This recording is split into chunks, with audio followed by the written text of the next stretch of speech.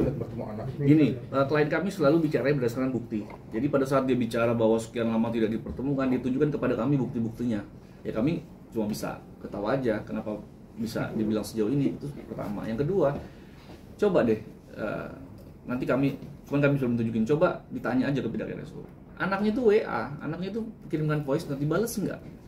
Ya kan? Tapi saya nggak mau masuk terlalu jauh, karena gimana pun mereka adalah keluarga lah ya, jadi kita nggak usah putuskan, tapi yang pasti apa yang disampaikan bahwa tidak betul itu bohong, kita bisa buktikan semua itu ya. Nah jadi hanya masalah komunikasi ya. Wajar lah parentingnya Bu Wenda ini mendahulukan kepentingan anak ya, jadi permintaan anak ya itu yang diikuti, berbenturan dengan apa yang diminta Ruben ya pasti Wenda pasti akan lebih nurut kepada apa yang diminta oleh anaknya gitu ya.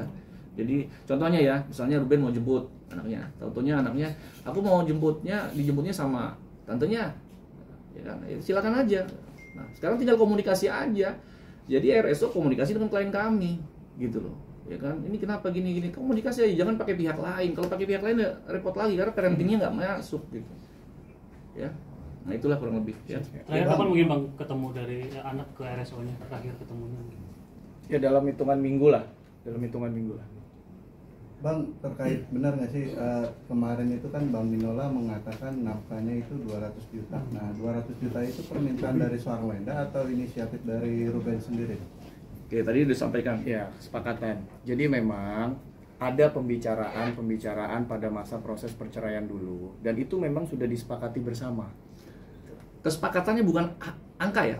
Kesepakatannya tentang sebuah kepentingan anak yang awalnya Wenda sudah WA, dibilang ini mau kita bagi dua, lalu RSO bilang saya yang tanggung semua.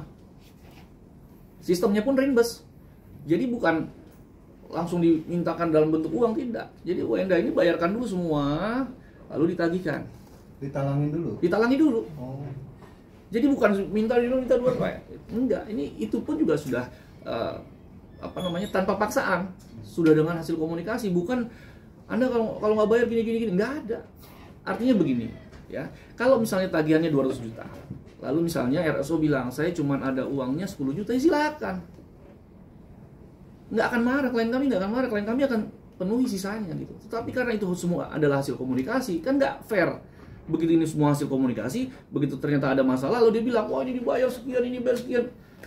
Ini kan masalah juga gitu loh. Jadi maksud saya, tolonglah, fair juga lah, ya kasihan loh. Ini ya kita tahu yang namanya perempuan dengan laki-laki lebih kuat laki-laki lah, ya kita tahu kodratnya. Jadi kita rasa janganlah terlalu menyudutkan klien kami. Klien kami ini hidup sudah cukup baik lah menurut saya, ya sudah cukup baik, sudah cukup sabar gitu. Jadi jangan, dan juga sempat difitnah terkait debt collector ini menyudutkan.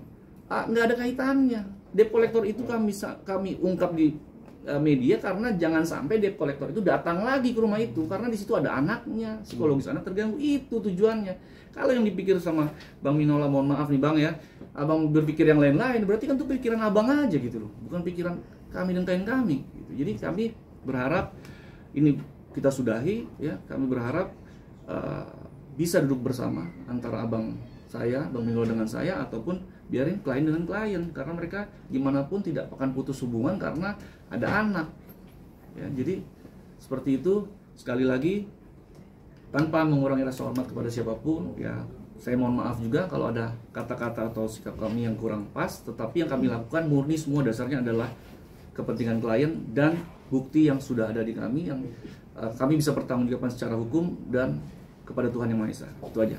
Berarti Mama Sarwenda sendiri mau duduk bareng Bang sama Ruben buat menyelesaikan semua masalahnya? Sangat mau, karena didasari oleh komunikasi Wenda yang masih bicara pada saat kemarin sebelum kami hadir adalah Wenda mau ketemu, mau bicarakan, tetapi Ruben langsung melempar, udah hubungi pengacara saya. Jadi sebenarnya dalam hal ini teman-teman bisa menilai lah ya. Tapi buat saya mereka adalah dua-duanya orang baik, tapi ini hanya masalah miskom aja yang menurut saya masih bisa dikomunikasikan. Itu aja. Bang, boleh terakhir mungkin. Nggak terakhir, dari saya terakhir.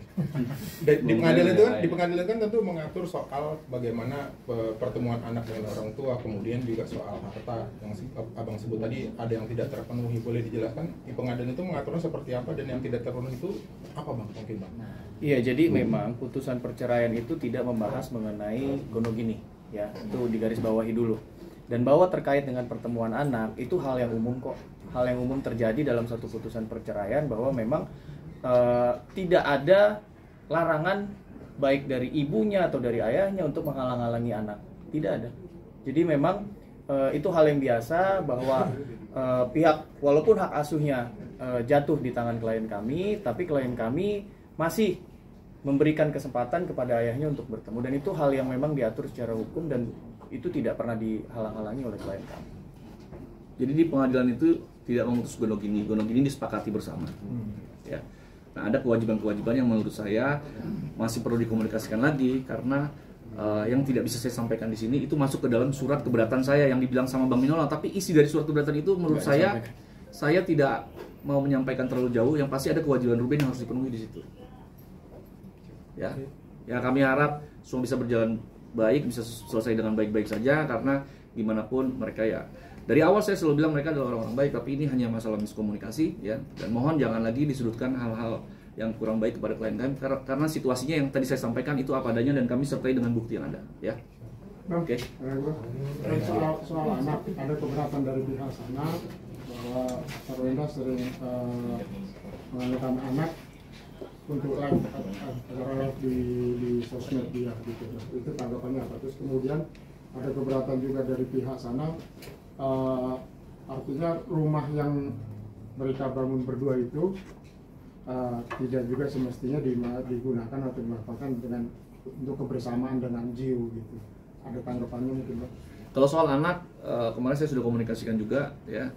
Pertama, sepanjang satu frame itu ada ibunya nggak ada masalah ya, kecuali anaknya aja dengan orang lain mungkin kita masalah gitu. Tetapi coba kita cek juga ya, dari pihak yang keberatan itu pernah nggak menaruh anak juga di dalam videonya dia, di dalam kontennya dia. Saya pikir pernah juga ya. Jadi bukan cuma klien kami yang membawa anak ke dalam konten, tapi dari pihak yang keberatan juga membawa anak dengan kontennya gitu. Secara waktunya mungkin Bang, karena malam-malam gitu loh, waktunya anak istirahat atau bagaimana gitu. Ya yang pasti klien kami tidak mungkin melakukan hal yang tidak baik kepada anaknya ya. Klien kami adalah ibu mengandung 9 bulan, terhadap anak-anaknya pasti mau yang terbaik. Jadi kalau dibilang nggak mungkin, pasti ibunya maunya yang terbaik ya, karena itu anak kandungnya dia yang dia kandung ya. Jadi itu hanya keberatan-keberatan yang menurut saya tidak berdasar ya. Soal seringnya Gio main ke rumah. Saya pikir itu pihak lain, saya nggak bisa komentar ya soal yang tidak ada di dalam permasalahan utama ya. Jadi saya mohon maaf, saya belum bisa jawab soal itu ya.